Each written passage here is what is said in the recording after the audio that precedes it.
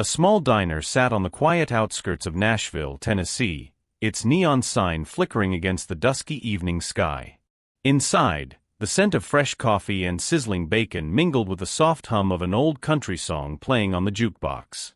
The place wasn't fancy, just a cozy little stop for truckers, musicians, and locals looking for a warm meal and a familiar face.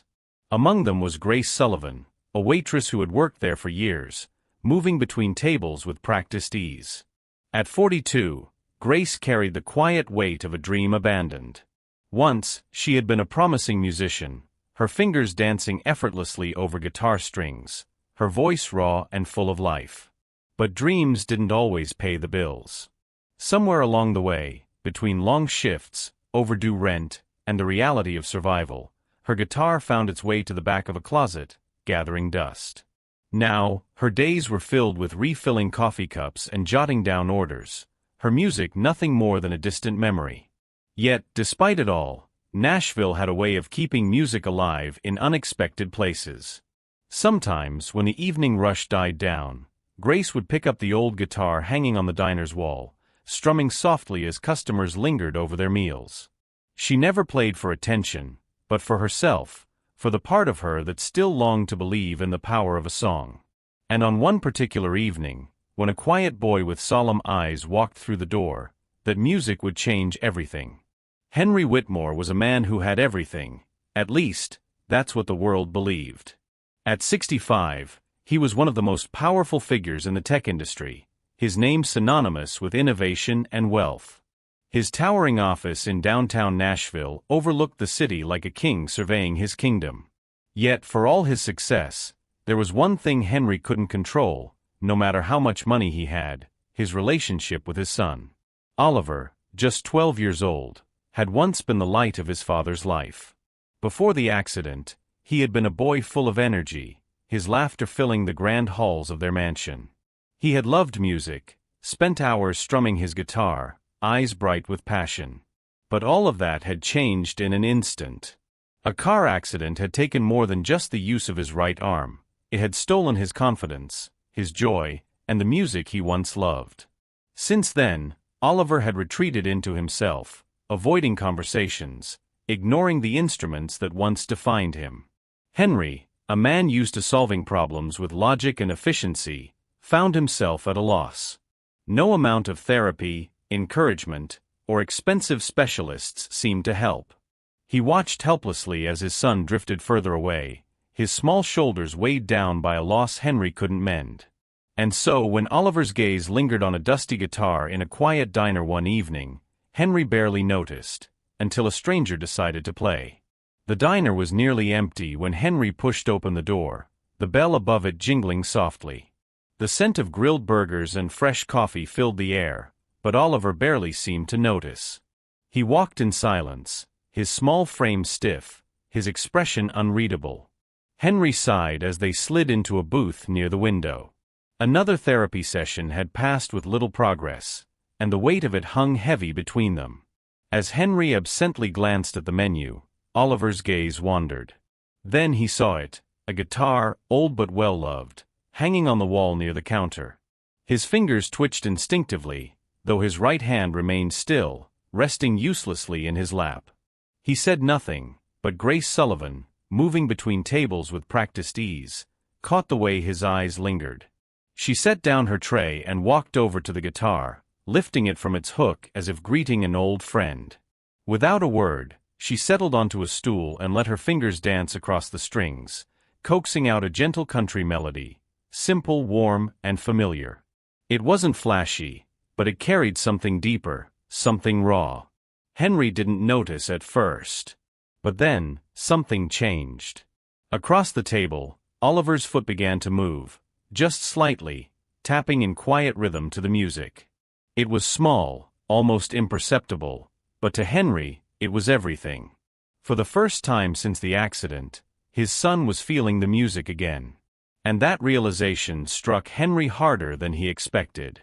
The morning sun had barely begun to warm the streets of Nashville when Grace Sullivan stepped out of her small apartment, tying her apron around her waist as she prepared for another long shift at the diner. The routine was familiar: coffee brewing, the clatter of dishes, the hum of early customers exchanging quiet conversations. But today, something felt different. And that difference arrived in the form of a sleek black limousine pulling up in front of the diner's entrance. Grace barely had time to react before the driver, a tall man in a crisp black suit, stepped out and approached her with measured confidence. He held out a pristine envelope, the kind she had only seen in movies, with her name written in elegant script across the front. Her brows furrowed as she wiped her hands on her apron before hesitantly taking it. The driver, expression unreadable, offered a polite nod. "Mr. Whitmore requests your presence at his estate this afternoon," he said, his tone professional, almost rehearsed. Grace blinked, glancing at the limousine, then back at the letter in her hands. Henry Whitmore? The billionaire? The man who had sat in her diner the night before, watching as she strummed an old tune for his son? Her fingers traced the edge of the envelope, uncertainty settling in her chest. "Why?" she asked, though she wasn't sure if she wanted the answer. The driver didn't hesitate. "He would like to discuss an opportunity with you." An opportunity. That could mean anything. A job, a favor, a deal she wasn't prepared to make. Grace had met wealthy men before, ones who thought money could buy whatever they wanted, including people's time and loyalty. She wasn't interested in playing that game. But then, an image flickered in her mind: Oliver, tapping his foot ever so slightly to the rhythm of her music. The way his eyes had softened, if only for a moment. She thought of how Henry had watched, his disbelief barely concealed. Something about that moment had lingered with her, and now, standing before this invitation, she knew it had lingered with him too. She exhaled, glancing one last time at the limousine before tucking the envelope into her pocket. Whatever Henry Whitmore wanted, she would find out soon enough. Grace had never stepped foot in a home like this before. The Whitmore estate was everything she imagined a billionaire's house would be: grand, sprawling, and impossibly perfect.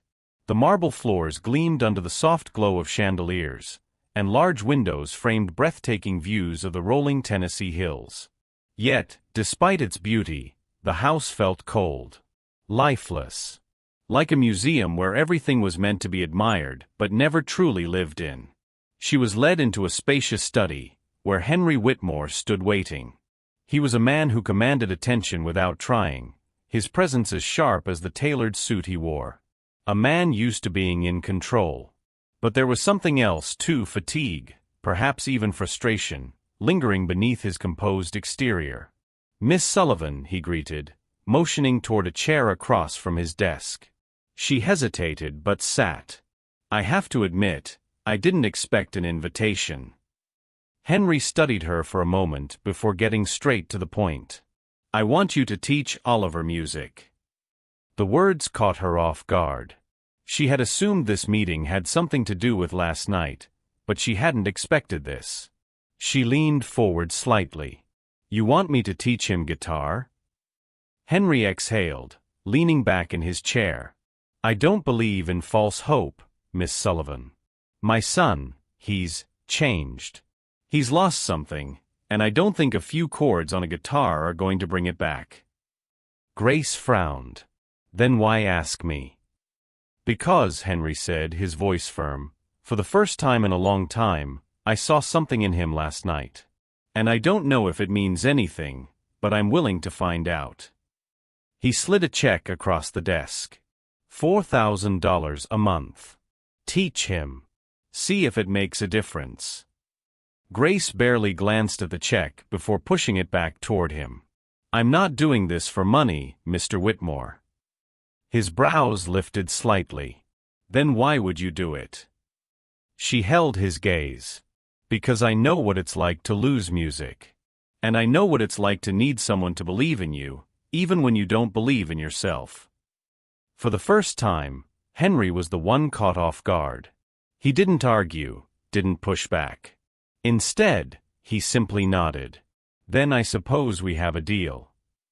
The check sat untouched on Henry Whitmore's desk, but Grace barely looked at it.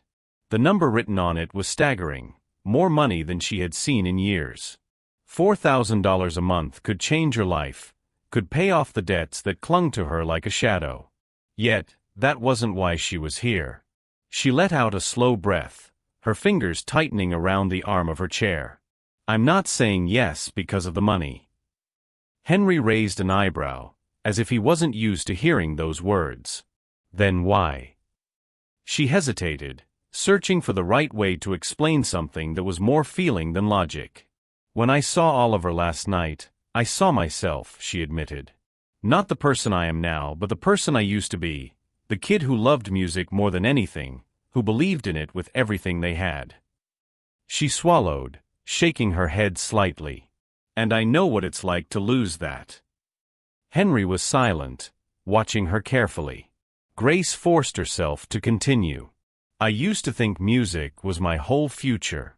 But life gets in the way, you know? Bills, responsibilities, reality. Somewhere along the line, I had to let it go. She sighed. And I've been trying to convince myself that I don't miss it. Her voice softened as she thought of Oliver, the way he had stared at that guitar on the diner's wall, the way his foot had tapped, just for a moment, before he caught himself and stopped. But last night, I saw a boy who still has a chance. A boy who lost something, just like I did. And I can't stand the thought of him giving up on it the way I did.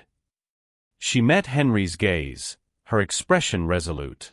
That's why I'm saying yes. Not for the paycheck. Not because I think I can fix him. But because I know what it's like to need someone who believes in you, even when you don't believe in yourself. For a long moment, Henry didn't speak. Then finally, he gave a slow nod. Then let's see if you're right. The drive to Belmead felt like entering another world. Grace sat in the back of the sleek black car Henry had sent for her, watching as the streets of downtown Nashville gave way to tree-lined roads and sprawling estates. The further they drove, the more extravagant the houses became, each one a testament to old money and quiet luxury. This wasn't the flashy kind of wealth that screamed for attention. No, this was the kind that whispered, secure in the knowledge that it had nothing to prove. When the car finally pulled up to the Whitmore estate, Grace felt a tightness in her chest. The mansion before her was breathtaking. 3 stories of pristine stone and glass, surrounded by manicured gardens that looked like something out of a magazine. Tall oak trees lined the driveway, their branches casting long shadows in the afternoon sun. Stepping out, she hesitated for a brief moment. She had spent her whole life in places like smoky dive bars, tiny apartments, and the cramped back kitchen of the diner. This was a different universe. The front doors opened before she could even knock, and a sharply dressed butler greeted her with a polite but impersonal nod. "Miss Sullivan. Mr. Whitmore is expecting you." Grace swallowed and nodded, stepping inside. The air smelled of polished wood and expensive cologne, the silence almost deafening. She had agreed to come here for Oliver. But standing in the middle of all this wealth, she couldn't shake the feeling that she didn't belong. The moment Grace stepped inside the Whitmore estate, she felt it, the weight of silent judgment. The butler led her through the grand hall, his polished shoes clicking against the marble floor. Grace kept her shoulders straight, refusing to let the sheer elegance of the place intimidate her. But it wasn't the luxury that unsettled her, it was the way people looked at her. A woman stood near the staircase, arms crossed, her sharp eyes assessing Grace like she was an intruder. Her crisp white blouse and perfectly styled hair marked her as someone important, someone who had been in the Whitmore household for a long time. Grace didn't need an introduction to know exactly what she was thinking. What is she doing here? A few feet away, a man in a neatly pressed suit, probably one of Oliver's therapists, watched with thinly veiled skepticism. His gaze flicked over her attire, the simple jeans and blouse that marked her as an outsider in this world of pressed suits and expensive silk. No one said anything outright. But Grace could hear their unspoken doubts loud and clear. A waitress? Teaching music? To the Whitmore boy? She clenched her jaw and lifted her chin. Let them doubt her. She wasn't here for their approval. She was here for Oliver. So with a quiet breath, she pushed forward, determined to prove them all wrong. Oliver sat stiffly on the couch, his arms crossed over his chest, his expression carefully blank. The guitar lay between them, untouched. It was a beautiful instrument, polished wood, steel strings gleaming under the soft light of the music room. But to Oliver, it might as well have been a relic from another life. Grace could see it in his eyes. The doubt. The frustration. The deep, aching loss of something that had once brought him joy. "I know it feels impossible," she said gently. "But there are musicians who've made magic with just one hand." Oliver didn't respond, so she continued. "Ever heard of Django Reinhardt?" His brow furrowed slightly, but he didn't look up. He was one of the greatest guitarists of all time. And you know what? He could barely use 2 of his fingers after a fire injured his hand. But he didn't stop playing, he just found a new way. Silence. She leaned forward, lowering her voice as if sharing a secret. "Then there's Tony Iommi, lost the tips of 2 fingers in an accident. Did that stop him? No. He made custom prosthetics and kept playing. And that's how Black Sabbath was born." That got a reaction. A flicker of something, curiosity maybe. Still, Oliver didn't reach for the guitar. So Grace took a different approach. The next day, she brought in an old record player and set a vinyl on the turntable. The unmistakable deep gravelly voice of Johnny Cash filled the room, the steady rhythm of Ring of Fire pulsing through the space. She didn't look at Oliver, didn't push. She just let the music do its work. And then, just when she thought he might get up and leave, she saw it. A single movement. Oliver's left hand, almost absent-mindedly, reached out and brushed against the strings of the guitar resting beside him. The sound was barely audible, just a soft, hesitant vibration. But to Grace, it was everything. She didn't say a word. She just smiled, because she knew. This was the beginning. Henry stood in the doorway of the music room, arms crossed, watching in silence. Oliver was sitting with Grace, the guitar resting on his lap, his fingers hesitantly plucking at the strings. The sound was uneven, imperfect, but there was something undeniably real about it, something raw. Yet, as Henry observed, he felt no relief. No reassurance. Only doubt. "This isn't going to change anything," he said finally, his voice cutting through the moment like a blade. Grace glanced up from where she sat beside Oliver. "He's playing," she said simply. Henry shook his head. "He's making noise," he corrected. "And in a few weeks, when the novelty wears off, he'll realize this isn't a real path for him. Music won't fix what's broken." Oliver's fingers stilled on the strings. Grace's expression remained calm, but there was something firm in her tone when she spoke. "What's broken isn't his hand, Mr. Whitmore. It's the belief that he can still do something he loves." Henry exhaled sharply, turning away. He had spent months, years, building a future for Oliver, ensuring that despite his limitations, he would have a life filled with opportunities. But this? A few chords on a guitar? It wasn't a solution. It was a distraction. And Henry Whitmore didn't believe in distractions. The headline hit the internet like wildfire. "Billionaire's son makes stunning musical comeback, thanks to a waitress with a hidden agenda?" Grace stood frozen in the diner's break room, her hands gripping her phone as she stared at the article. Below the bold, sensationalized title was a blurry video, Oliver, sitting in the Whitmore music room, hesitantly strumming his guitar. His movements were unsure, but the sound was unmistakable. Someone had filmed him. And now, the entire world was watching. Her stomach twisted as she scrolled through the comments. "She's using that kid to relaunch her failed music career." Wait, isn't this the same Grace Sullivan who used to play small gigs in Nashville? Convenient, isn't it? Gold digger. Just another nobody trying to cash in on the Whitmore name. Grace's breath caught in her throat. This wasn't just a misunderstanding, this was an attack. And worse, it was working. Across town, in the towering Whitmore estate, Henry slammed his laptop shut, jaw tight with frustration. He had spent his entire career controlling narratives, ensuring that his name, and by extension Oliver's, was never dragged into public spectacle. And yet, here they were. He turned to his assistant. "Who leaked this?" "We're still investigating," the man replied, uneasy. "But the damage is done." Henry's hands clenched into fists. He had been wary of Grace from the beginning, and now, everything he had feared was playing out exactly as he'd expected. He had let her into his home, into Oliver's life, and now his son was the center of a media circus. Moments later, Oliver found himself standing in front of his father, confusion written across his face. "Dad, I don't." "Enough." Henry's voice was sharp, final. He turned to Grace, his expression cold. "I won't let my son be used as a stepping stone for your career." Grace's heart sank. "Henry, you know that's not." "Get out."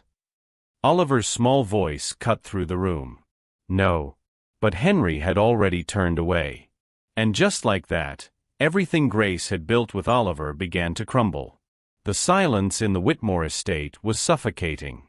Grace stood frozen in the center of the music room, her pulse hammering in her ears. Henry's words still echoed, cold, sharp, and final. "Get out." She had expected doubt, maybe even hesitation. But the sheer finality in his voice had cut deeper than she anticipated. "Henry," she tried again, her voice quieter now. "You know this isn't true. I would never." But Henry wasn't listening. His face was set in stone, his jaw clenched. "I let you in," he said, his tone eerily calm. "I trusted you with my son. And now he's a spectacle." Grace felt her chest tighten. "I had nothing to do with the video." Henry's eyes darkened with disbelief. "Then tell me, how did the press get it? Who else would benefit from this?" Before she could answer, a sudden crash shattered the tension. They both turned just in time to see Oliver standing near the piano, his small hands clenched into fists. His guitar lay on the floor at his feet, the strings vibrating from the force of his throw. His face was red, his eyes filled with tears. "Stop it," he choked out. "Just stop." Grace's heart broke at the sight of him. She took a hesitant step forward, but Oliver shook his head violently. "I thought you cared," he whispered, his voice cracking. "I thought you actually wanted to help me." "I do," Grace said desperately. But Oliver didn't believe her. He turned to his father, anger and betrayal mixing in his gaze.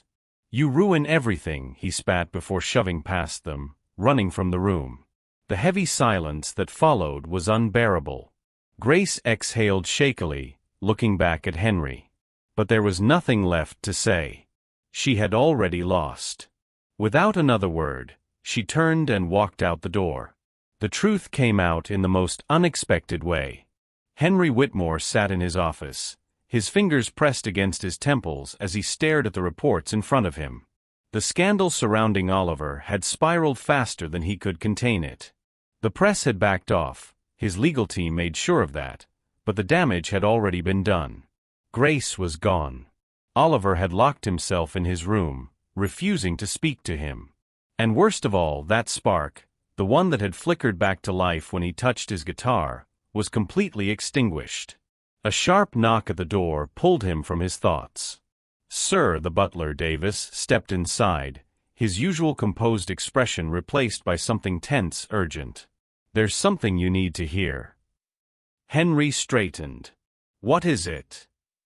Davis hesitated, as if choosing his words carefully. Then, with a glance over his shoulder, he stepped fully into the room and shut the door behind him. "It's about the video." Henry's jaw tightened. "What about it?"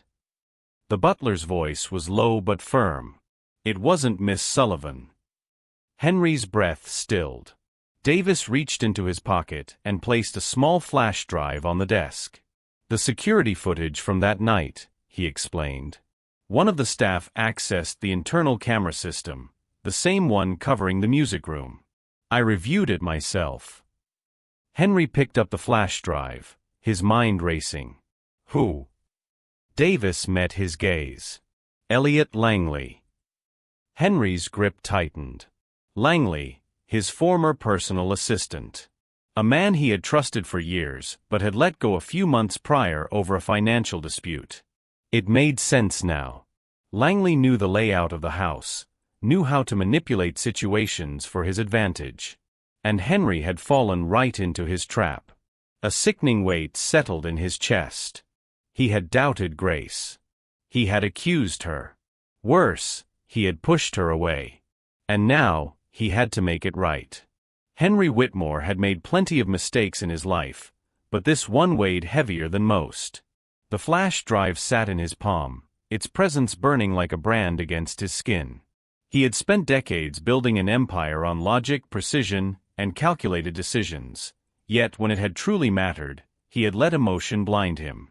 He had doubted the one person who had actually helped Oliver, who had seen his son not as a burden or a broken boy, but as a musician, as someone still capable of joy. And now she was gone. Henry exhaled sharply, pushing himself up from his chair. He didn't hesitate as he strode down the hall, his footsteps heavy against the marble floor. He needed answers, but more than that, he needed to face what he had done. When he reached the staff quarters, he found Davis waiting outside. The butler gave him a slight nod before stepping aside, allowing him to push open the door. Inside, Elliot Langley sat stiffly, his expression carefully neutral. But Henry saw the flicker of guilt, the nervous twitch of his fingers against the arm of the chair. "Tell me why," Henry demanded, his voice dangerously low. Langley exhaled, leaning back. "You already know why." Henry's jaw clenched. "You wanted revenge." Langley shrugged, his lips curling in a smirk. "You let me go like I was nothing. And then you bring in some nobody, some washed-up musician, and suddenly she's important? I thought I'd remind you what happens when you trust the wrong people." Henry slammed the flash drive onto the desk. "The only mistake I made was trusting you," he said coldly. For a long moment, neither of them spoke. Then Langley let out a bitter laugh. "Guess you figured that out too late." Henry's stomach twisted. He wasn't wrong. It was too late. He had believed the lie, pushed away the one person who had been helping Oliver. Without another word, Henry turned on his heel and walked out. He had wasted enough time on Langley. Now, he had to find Grace. And he had to make things right. Henry stood outside Oliver's bedroom door, the weight of the guitar heavy in his hands. For the first time in a long time, he hesitated. He had spent years making decisions with confidence, never second-guessing himself. But this wasn't a business deal. This was his son. And he had failed him. Taking a steadying breath, he knocked once before pushing the door open. Oliver sat on his bed, his back turned, staring out the window. The light from the setting sun cast long shadows across the room, giving it an almost unreal stillness. He didn't move, didn't acknowledge Henry's presence. Henry stepped forward, setting the guitar down beside him. "I was wrong," he said, his voice quiet. Oliver still didn't look at him. Henry swallowed. "Grace didn't betray us. Someone else did. I see that now." He hesitated, then added, "I see a lot of things now." Oliver's fingers twitched, but he remained silent. Henry sighed, running a hand through his hair. "I wanted to protect you.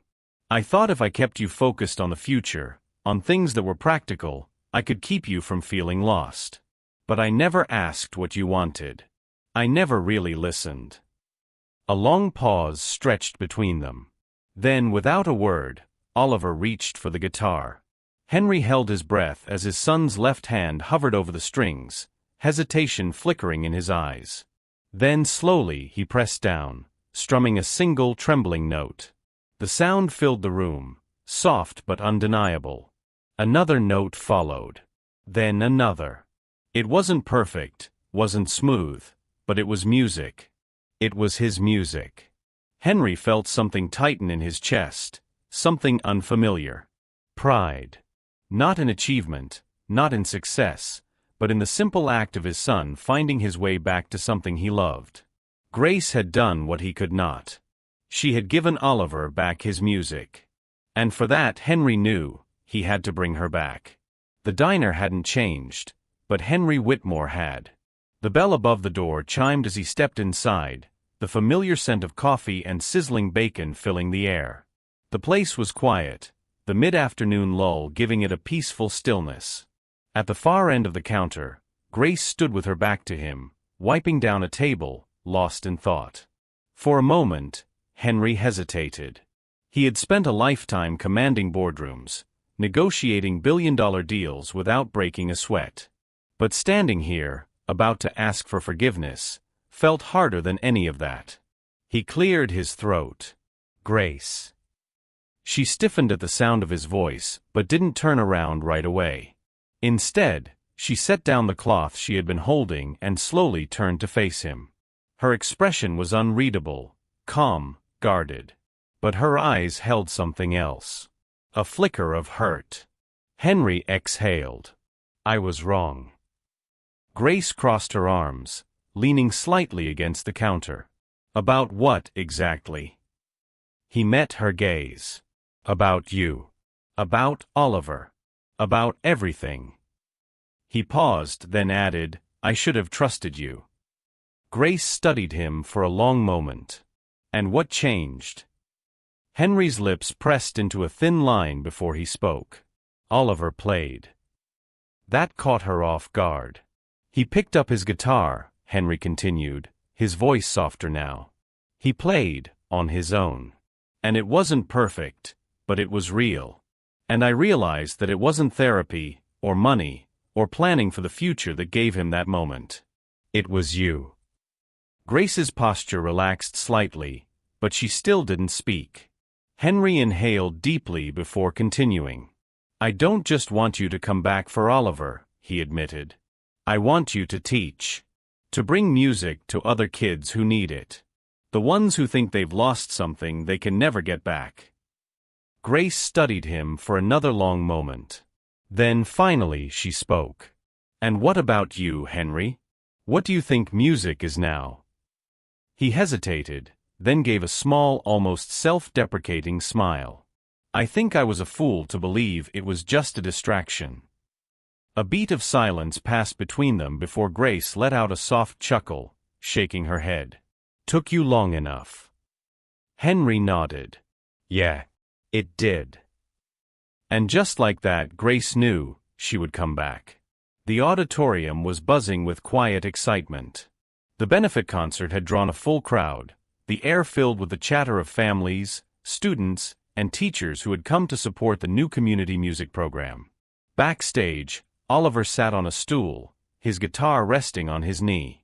His fingers hovered over the strings, his expression tense. Grace crouched beside him. You okay? Oliver swallowed hard. What if I mess up? She smiled gently. Then you mess up. And you keep going. He looked at her, uncertainty still lingering in his young eyes. She nudged his shoulder lightly. Remember what I told you? Music isn't about how you play, it's about how it makes you feel. Oliver took a deep breath. Then slowly, he nodded. When it was his turn, he walked onto the stage, his small frame bathed in the warm glow of the lights. Grace followed, taking a seat beside him, offering quiet reassurance. The first notes of the song drifted into the air, soft, steady, imperfect but full of heart. Oliver played with only one hand, his fingers finding the melody with quiet determination. The audience watched in hushed awe, the weight of the moment settling over them. Henry sat in the front row, his hands clasped tightly together. And for the first time, as he watched his son lose himself in the music, he felt something break inside him, something he had held onto for too long. His vision blurred, and before he could stop it, a single tear slipped down his cheek. Not out of sorrow. Not out of regret. But out of something he had almost forgotten how to feel. Pride. Oliver wasn't just playing a song. He was proving to himself, and to the world, that he still had something to give. that his music wasn't gone. It had just been waiting. And as Henry sat there, watching his son find his way back to something he loved, he finally understood. Music isn't about perfection. It isn't about success. It's about feeling. And in the end, Grace hadn't just helped Oliver. She had helped Henry learn to believe in his son's dreams, even when he hadn't known how. Life has a way of taking things from us, our dreams, our passions, even the belief that we can start again. But sometimes, all it takes is one person to remind us that what we've lost isn't truly gone. In this story, Oliver believed his music was over, just as Grace once thought her dreams had no place in her life anymore.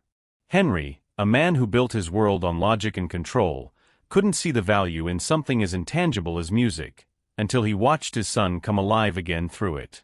This reminds us of an important truth: passion doesn't fade, it only waits for us to find it again. No matter our age, our circumstances, or the setbacks we've faced, there is always room to rediscover what brings us joy. And sometimes, the greatest gift we can give someone isn't fixing their problems. It's believing in them when they can't believe in themselves. Whether it's through music, a kind word, or simply being there, we all have the power to lift someone up.